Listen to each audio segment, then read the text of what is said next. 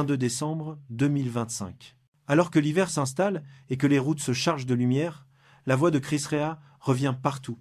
Elle glisse à la radio, s'invite dans les voitures, traverse les vitrines. Driving Home for Christmas devient, une fois encore, la bande sonore d'un retour attendu. Ce même jour, dans le calme d'un hôpital, son auteur s'éteint, sans scène, sans annonce, sans dernière phrase publique. Le contraste est immédiat, presque insupportable. Depuis des décennies, cette chanson accompagne la fatigue de la route et l'espoir d'arriver quelque part. Elle parle d'embouteillage, de lenteur, de patience. Elle ne promet pas la fête. Elle promet seulement le chemin. Et pourtant, ce jour-là, celui qui chantait le retour ne rentrera plus. Tandis que la musique se répand, l'homme disparaît. Le monde continue d'écouter. Lui se tait pour toujours. Très vite, une série de questions s'impose. Pourquoi partir à l'instant précis où cette chanson renaît avec le plus de force?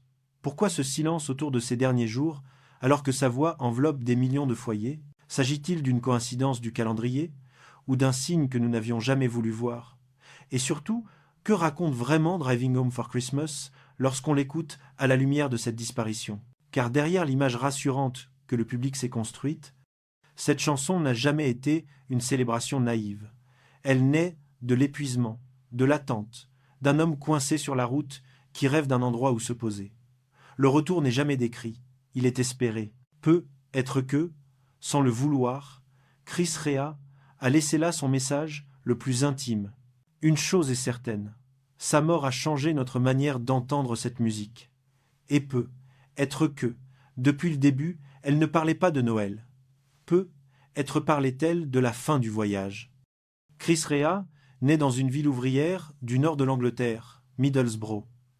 Rien, dans ce décor de briques et de pluie, ne le destine à devenir une voix connue, bien au-delà des frontières britanniques. Son père est d'origine italienne, glacier de métier, sa mère irlandaise. Le foyer est modeste, marqué par le travail, la discrétion et une certaine dureté du quotidien. Très tôt, il apprend la valeur du silence et de l'endurance, deux traits qui ne le quitteront jamais.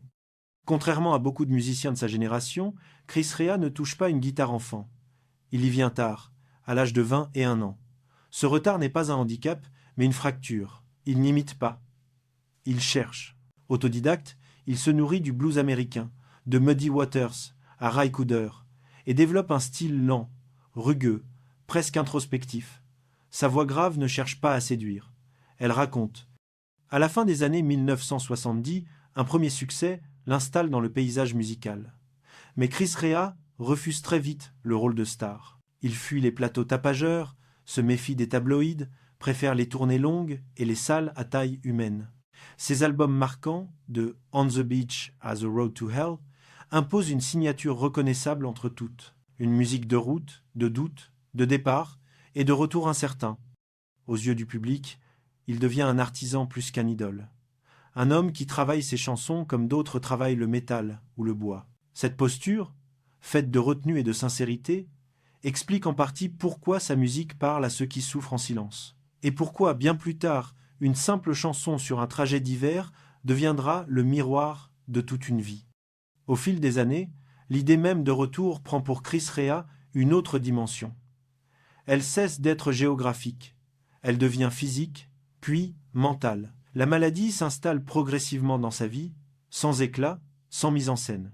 D'abord comme une menace diffuse, ensuite comme une réalité quotidienne. Le corps impose ses limites. Le temps n'obéit plus au calendrier, mais aux rendez-vous médicaux et aux périodes de récupération. La route, si présente dans sa musique, ne mène plus forcément quelque part. Elle devient circulaire. Chaque amélioration est suivie d'un recul. Chaque espoir se heurte à une nouvelle contrainte. Le retour à la normale, celui que l'on attend instinctivement après une épreuve, commence à ressembler à une illusion. Il n'y a plus d'avant auquel revenir.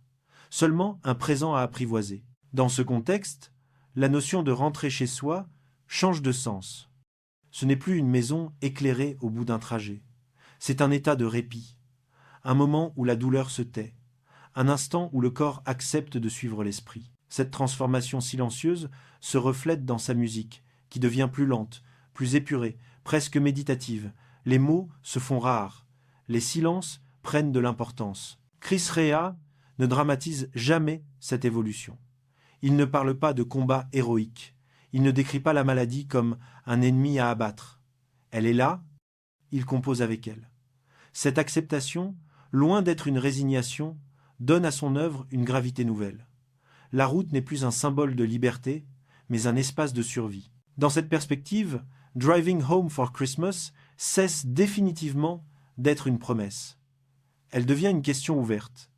Peut-on encore parler de retour quand le corps ne suit plus le mouvement? Ou faut-il accepter que certaines routes n'aient pas de destination visible? Chez Chris Rea, le silence n'a jamais été un accident.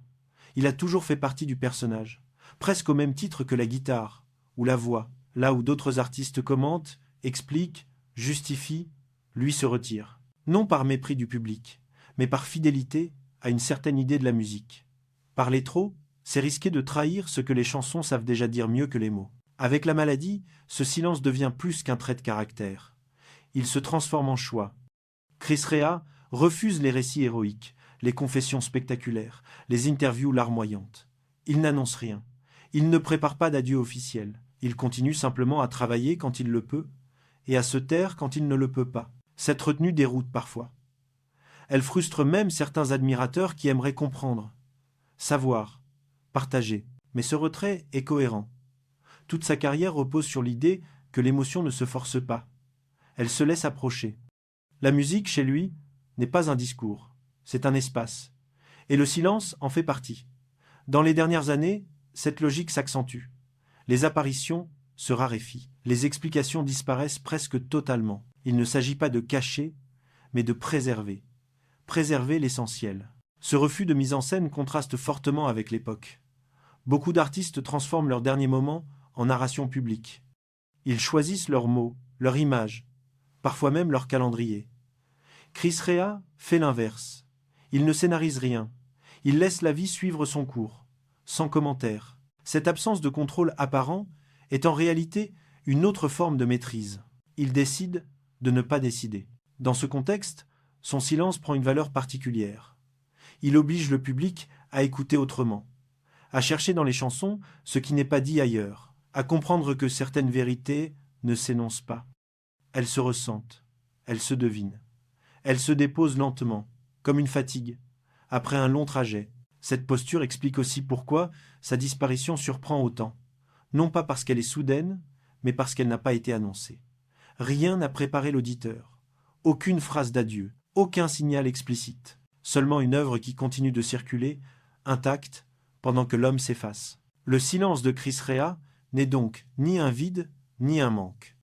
C'est une continuité, une manière de rester fidèle à ce qu'il a toujours été. Un musicien pour qui le plus important ne se disait pas. Il se jouait, il se murmurait, et parfois, il se taisait. Il existe une raison précise pour laquelle la musique de Chris Rea touche ceux qui portent une douleur silencieuse. Elle ne cherche jamais à consoler. Elle accompagne, elle marche au même rythme que l'épuisement intérieur, sans promettre de résolution rapide. Driving Home for Christmas en est l'exemple le plus mal compris. Contrairement à l'image lumineuse que le temps lui a donnée, cette chanson ne naît pas dans un décor de fête. Elle apparaît au cœur d'une période lourde, presque étouffante. Pas de sapin, pas de table familiale, pas de chaleur immédiate. Seulement une route saturée, un habitacle fermé et un homme coincé dans la lenteur du trafic hivernal. La neige n'est pas décorative, elle ralentit. Elle isole, elle pèse. Dans cette chanson, il n'y a pas de célébration. Il y a une attente, une fatigue profonde, celle d'un corps qui a trop donné et d'un esprit qui cherche un refuge. Le narrateur ne décrit jamais l'arrivée. Il parle du chemin, encore et encore. Il parle de la radio qui passe des chansons de saison, de la route qui n'avance pas, du temps qui s'étire. Le retour n'est pas un fait, c'est un désir. C'est là que réside la force, mais aussi l'ambiguïté de Driving Home for Christmas. Pour beaucoup, elle est devenue une chanson joyeuse, presque rassurante. Elle accompagne les achats, les réunions de famille, les rituels répétés chaque hiver. Pourtant, son cœur est ailleurs. Elle parle à ceux qui ne sont pas encore arrivés, à ceux qui roulent sans certitude, à ceux qui espèrent simplement atteindre un endroit où poser la fatigue. Chris Rea n'a jamais corrigé cette lecture collective. Il n'a jamais expliqué longuement ce que la chanson signifiait vraiment pour lui. Ce silence a laissé la place à une appropriation massive. Le public a transformé une confession discrète en hymne festif. Une chanson née de l'usure est devenue un symbole de réconfort. Et avec le temps, cette distance entre l'intention et la réception s'est creusée. Ce décalage n'est pas une erreur. Il fait partie intégrante de l'œuvre. La musique de Chris Rea a toujours fonctionné ainsi. Elle offre un espace, jamais une injonction. Chacun y projette sa propre route, son propre retour. Mais derrière cette liberté se cache une vérité plus sombre. La chanson ne promet pas que le voyage se termine bien. Elle dit seulement qu'on continue d'avancer. Avec le recul, Driving Home for Christmas apparaît comme une métaphore involontaire de toute une vie passée à avancer malgré la fatigue, malgré les obstacles, sans jamais décrire clairement le moment de l'arrivée. Et c'est précisément cette absence de conclusion qui la rend si universelle. Il existe des instants où le temps cesse d'être un simple cadre neutre. La disparition de Chris Rea appartient à cette catégorie rare. Elle survient précisément au moment où sa chanson la plus connue renaît avec une régularité presque mécanique. Chaque hiver, sans exception, Driving Home for Christmas revient occuper l'espace sonore collectif. Elle s'impose à la radio, dans les voitures, dans les lieux publics. Elle devient un réflexe, un décor, une habitude rassurante. Et pourtant, cette fois-là, quelque chose se fissure. Alors que la chanson atteint son point de diffusion le plus intense, l'homme qui l'a écrite disparaît. Pas de scène, pas de communiqué préparé, pas de dernier message adressé au public. Cette coïncidence frappe immédiatement les esprits. Non parce qu'elle prouve une intention, mais parce qu'elle impose une image impossible à ignorer. Une voix qui parle du retour, pendant que celui qui la porte s'éloigne définitivement. Très vite, une question traverse l'espace médiatique sans jamais être formulée de manière frontale. Pourquoi maintenant ? Pourquoi partir au moment précis où cette chanson redevient omniprésente ? Personne ne parle de mise en scène. Personne ne suggère un calcul. Mais l'effet émotionnel est là, puissant, presque dérangeant. Pour la première fois, Driving Home for Christmas ne sonne plus comme avant. Elle semble plus lente, plus lourde, comme si chaque mot portait soudain une fatigue supplémentaire. La réaction du public est immédiate, mais étonnamment retenue. Peu de cris, peu de polémiques, beaucoup de silence. Les hommages prennent une forme inhabituelle. On ne cite pas d'abord les chiffres de vente, ni les récompenses. On partage des souvenirs de route, des moments de solitude, des trajets nocturnes où cette voix rauque tenait compagnie sans jamais s'imposer. La chanson devient un espace commun de recueillement, presque malgré elle. Dans cette atmosphère, une idée s'installe lentement. Driving Home for Christmas commence à être perçu comme un adieu involontaire. Non pas un message caché, non pas un testament volontairement crypté, mais une phrase laissée ouverte que la mort vient refermer sans prévenir. La chanson parle de continuer à rouler malgré la fatigue, malgré l'attente, malgré les ralentissements. La disparition de Chris Rea donne à cette persévérance une résonance nouvelle, comme si le voyage, enfin, s'arrêtait. Non parce qu'il est arrivé à destination, mais parce qu'il n'y avait plus de force pour continuer. Ce basculement du sens ne vient pas de l'artiste, il vient de ceux qui écoutent. Et c'est là que se joue quelque chose de profondément humain. Une œuvre ne nous appartient jamais totalement. Elle se transforme avec le temps, avec les contextes, avec les absences. En disparaissant au moment où sa chanson est la plus présente, Chris Rea n'a peu, être rien voulu dire. Mais le monde, lui, a entendu autre chose. Pour beaucoup, la chanson cesse d'être festive. Elle devient intime. Elle accompagne les retours tardifs, les routes silencieuses, les pensées qui s'étirent entre deux phares. Elle n'évoque plus seulement Noël. Elle évoque l'effort de tenir encore un peu, de rester en mouvement quand le corps et l'esprit réclament une pause. Dans cette nouvelle lecture, la figure de Chris Rea se détache encore davantage. Un homme qui n'a jamais forcé l'émotion, qui n'a jamais expliqué ce qu'il fallait ressentir. C'est peu être là que réside le véritable message. Driving Home for Christmas ne dit pas comment rentrer. Elle ne décrit pas l'arrivée. Elle ne promet pas la chaleur ni la célébration. Elle parle seulement du fait d'essayer, d'avancer malgré tout. La mort de son auteur ne vient pas ajouter une conclusion spectaculaire. Elle retire l'illusion qu'il y en avait une. Le retour n'est pas garanti. Le voyage, lui, continue tant que quelqu'un écoute. Ce glissement explique pourquoi cette disparition a touché bien au-delà du cercle des admirateurs fidèles. Elle a modifié un rituel collectif. Chaque diffusion de la chanson porte désormais une absence. Une voix continue de parler, alors que celui qui la portait n'est plus là. Et cette absence, loin de l'affaiblir, rend la chanson plus dense, plus grave, plus vraie. Elle cesse d'être un décor sonore pour devenir une présence. Dans les jours qui suivent, les témoignages affluent, mais ils se ressemblent tous par leur simplicité. Des gens racontent comment cette chanson les accompagnait lors de moments ordinaires, parfois douloureux, un retour solitaire, une fatigue accumulée, une route trop longue. Driving Home for Christmas apparaît alors comme ce qu'elle a toujours été au fond. Une chanson sur l'endurance, pas sur la fête. Une chanson sur l'attente, pas sur l'arrivée. Ainsi, sans le vouloir, Chris Rea laisse derrière lui non pas un message codé, mais un espace. Un espace dans lequel chacun projette sa propre route, sa propre lassitude, son propre désir de s'arrêter enfin. Un adieu sans mots, un retour sans destination claire. Et c'est être précisément pour cela que cette chanson continue de toucher, année après année, parce qu'elle ne ferme rien. Elle accompagne.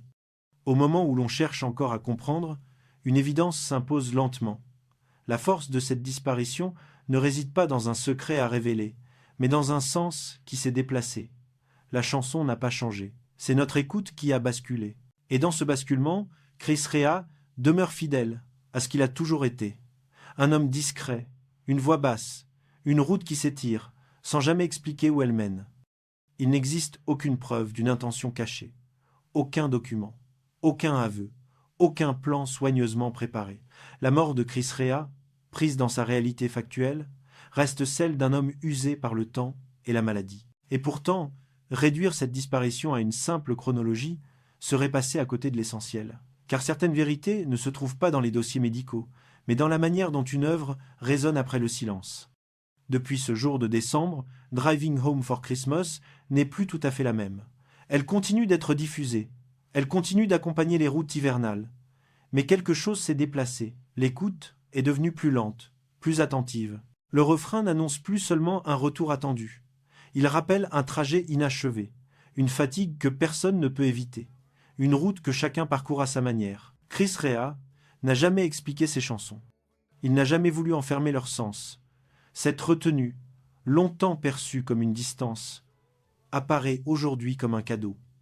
En ne disant rien, il a laissé la place pour que la musique fasse son travail, la place pour que chacun entende ce dont il avait besoin au moment précis où il l'entend. La vérité sur sa mort n'est donc pas un secret à révéler, elle est dans ce déplacement du regard, dans le fait qu'une chanson écrite sans joie apparente soit devenue, avec le temps, une présence rassurante, puis, après sa disparition, une forme de dernier accompagnement, non pas un adieu voulu, mais un adieu possible. Chris Rea n'a pas dit au revoir. Il a continué à avancer, puis il s'est arrêté. La musique, elle, n'a pas cessé. Elle circule encore, chaque hiver, sur les mêmes routes. Et à chaque écoute, elle pose la même question, sans jamais y répondre. Peut être que rentrer chez soi n'a jamais été une destination. Peut être que c'était simplement le fait de continuer à rouler tant que la voix nous accompagne.